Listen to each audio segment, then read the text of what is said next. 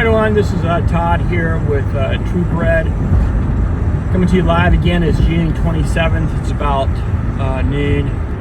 Just on the highway for a little bit here. I have some time to shoot a little bit of video.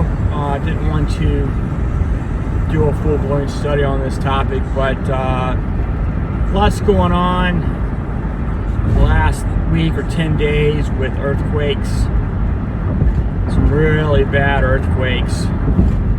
The Philippines got hit really hard. And it's sad because it's half a world away. I mean, my sister-in-law is from the Philippines, and I think about it when I hear it, but it's a long ways away. It doesn't get a lot of media coverage. It had a 7.8, which is unbelievably powerful. And it's a small place, and they've got cheap construction. No telling the devastation. And then we had obviously Venezuela a couple days ago. 7.1, which is just, to me, I mean, I lived through a 5.8, which was terrifying to me. I never felt an earthquake before like that until the 5.8. And I thought I was going to die there. I didn't know what was going on for a few seconds in my house. And yeah, I can't imagine. And they get exponentially stronger as they go up the scale. So, and then there was other ones. I think they're in LA and Japan and all over the world, because I'm sure you've seen the image of the continents and the ring of fire and all that. So that's just a fact of life. Now, when I went to college at Virginia Tech, one of my classes was in the same building with the geological sciences, and they had a seismometer hooked up to one of the big concrete pillars, and it always moved. It moved nonstop, and they put it out for the public to see, for the students to see, so we could understand that the Earth was always, it's like a bell. Think about the Earth like a bell. And you ring the bell, and the reverberations just go around the planet. It doesn't even matter how big they are, but the whole Earth is constantly moving.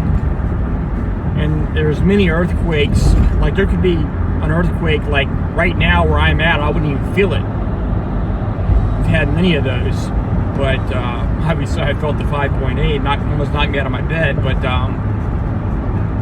so the Earth is always moving, and there's always going to be earthquakes, and we have the ring of fire. So it's a natural phenomenon being on this Earth, with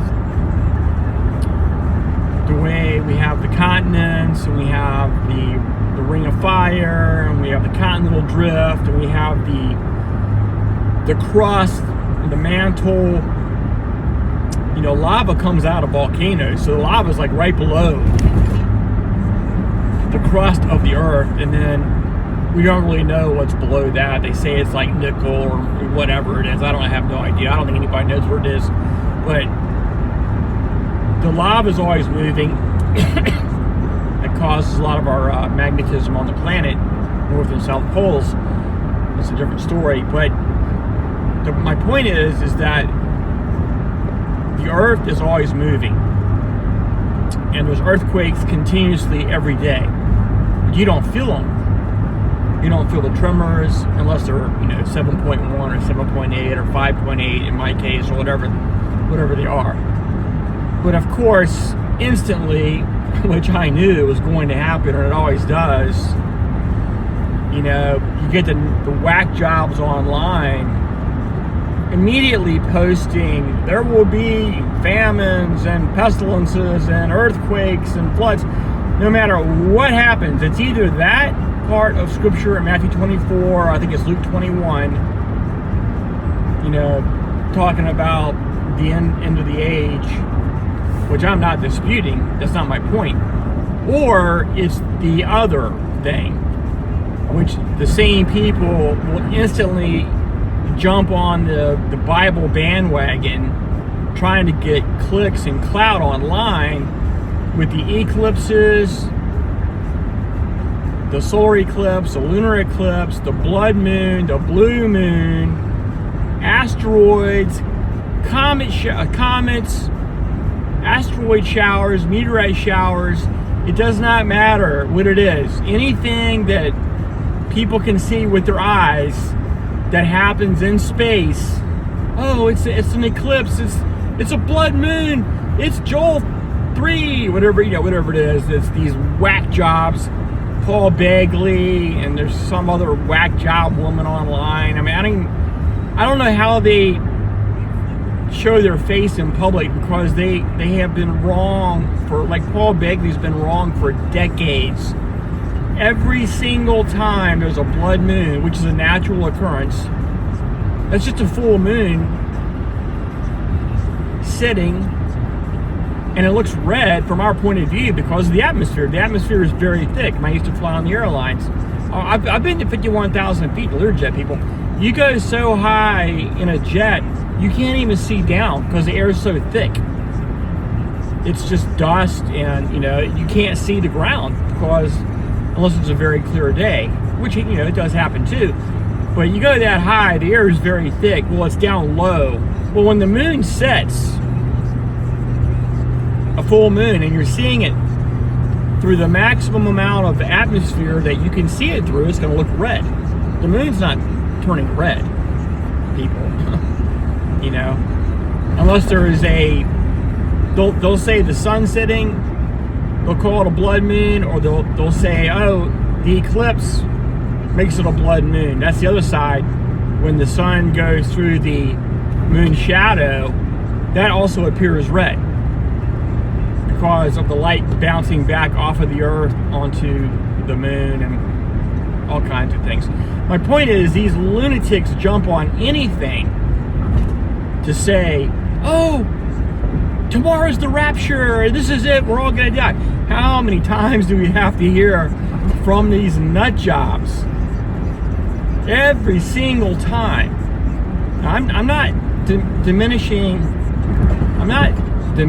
the severity of the earthquakes and how tragic that is. I just heard on the radio, they're still pulling people out of rubble from Venezuela. I just can't imagine how the horror and the sadness that goes along with that.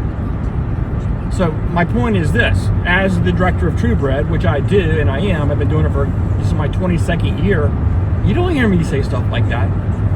I've never said it one time in 22 years, and I will not, because I know it is a natural occurrence and not to freak people out.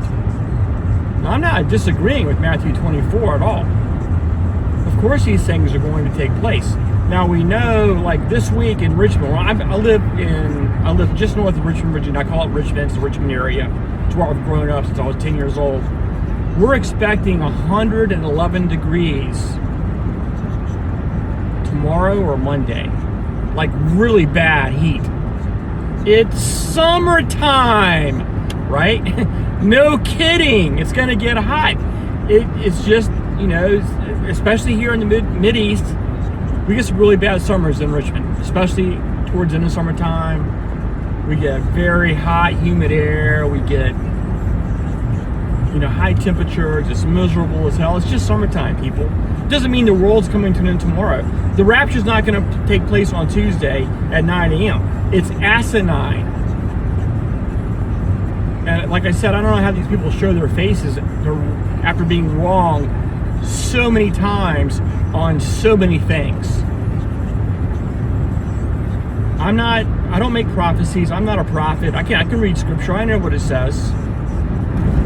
And I'm doing a series right now on abominations. That's a sign right there. Abominations, trust me.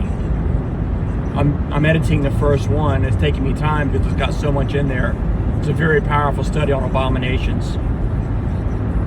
That's going to bring on the end of the age, trust me. That's what caused Noah's flood. That's what caused Sodom and Gomorrah to get evaporated.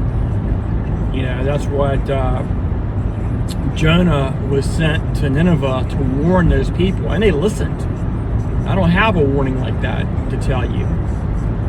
I'm not denying Matthew 24. Yes, there's going to be famines and pestilences and plagues and wars and rumors of wars and earthquakes and volcanoes and solar eclipses and lunar eclipses and meteorite showers and all these things.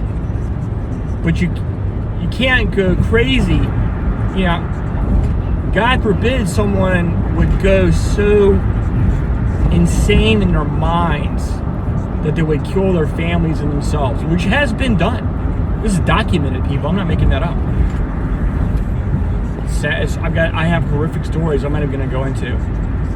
But what I'm trying to say is you have to use wisdom and spiritual discernment not to let these people flip you out. There's all kinds of other indications that we have got to see that are not happening just because there's an earthquake. Things are absolutely, positively going in the direction of Armageddon. I started Trubo with that in 2003, talking about the King of the North, the King of the South, the King is raised, Armageddon, all these events taking place, the 7 seals, the 7 trumpets, the 7 vials. I understand all those things, the 4 horsemen, I get that. I'm watching every day, especially with Donald Trump. Now, it's not looking good for Trump. And I just said in this video I'm editing, which should be up, it'll be up this week, or hopefully by tomorrow. I'm almost done with it. It takes me time because I have to edit it and put images on there, and I have to think. Sometimes it gets very powerful. But Trump, it's not looking good for Trump. And I just said, and I'll say it again right now, June 27th, 2026, that some people are saying he's on an experimental drug that is the only thing keeping him alive. And these are specialists, you know, in the medical field. It's terrible. From my point of view, from True Bread, I think Trump is the King of the North. Now, will he live to Armageddon? I do not know. I can't base my entire existence of True Bread on Donald Trump's health, but I've got to use some wisdom. I mean, the man's clearly not healthy. He has dementia. He's on the DSM-5 scale of, you know, it's horrific. Alzheimer's, narcissism, dementia, falling asleep, bruises on his body. He doesn't appear healthy. People are saying he's on an experimental drug. I think it's Merck, whatever it is, pharmaceutical. He's the only person getting the drug. Now, that's what these people are saying. I do not know the answer to that question. But that's what these people are saying. So, but the point of today, of this study right now, is don't freak out every time there's an earthquake. It's not the end of the world. There's not going to be the rapture on Tuesday at 9 o'clock. Like these, I mean, Paul Begley says it every time. Oh, the rapture's tomorrow. It could. Well, they all the Sunday morning pastors, they all say that. It can happen any second. Whoop, whoop, whoop. Right? It can happen any second. Oh, tomorrow. Oh. It's like, it always reminds me of the Millerites. You know, just sitting there waiting for little baby Jesus to come back. It's just horrific. So don't get caught up. Don't get wrapped up. And like I said, I'm not making prophecies. I do not make prophet. I am not a prophet. I can read scripture. You know, you need to put Matthew 24 together with Daniel chapter 11. And I always go to the same places. Daniel 11, Matthew 24, Revelation 13, the 7 heads, 10 horns. You know, you can look. You can talk about the 2 witnesses are not here. There's no temple.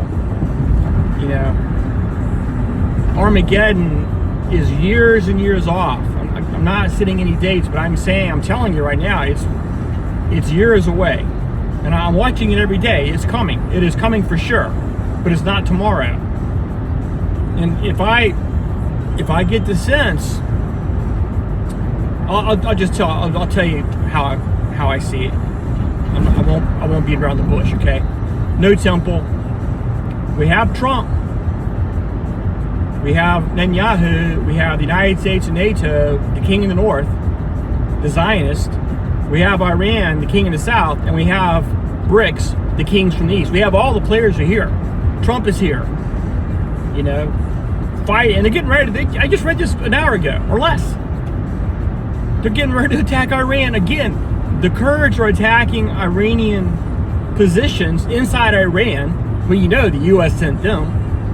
They're doing the dirty work of the United States, and Iran's not going to take it. They've already said, we'll just unleash a million troops. So that is happening. So that's going on. I am waiting for the temple, and I'm in conversation with people in Jerusalem. I think that's a ways away. I'm not raising an alarm on the temple. That's not what I'm saying, but it's coming. You can feel it getting closer and closer. And the linchpin of everything will be the two witnesses in Jerusalem. So then I don't set dates. There is a timeline in Scripture of 1,260 final days. There's 1,290 and there's 1,335. I cannot tell you exactly what those days mean, but that is a timeline. So we have the king of the north, king of the south, kings from the east. We're looking for the temple, and we're waiting for the two witnesses. And of course, I'll be all over that. So, but just today, don't let these charlatans and these Sunday morning pastor pimps freak you out about an earthquake, freak you out about a solar eclipse, a lunar eclipse, a blood moon, an asteroid, a comet, a meteorite shower. No matter what it is, do not listen to them. We are warned in Scripture about these false prophets, how dangerous they are. They will mislead you. And like I keep saying, I am not a prophet. I'm just a dumb redneck from Mechanicsville, Virginia. Thanks for watching Tell the Truth. I'll talk to you soon. Keep the faith.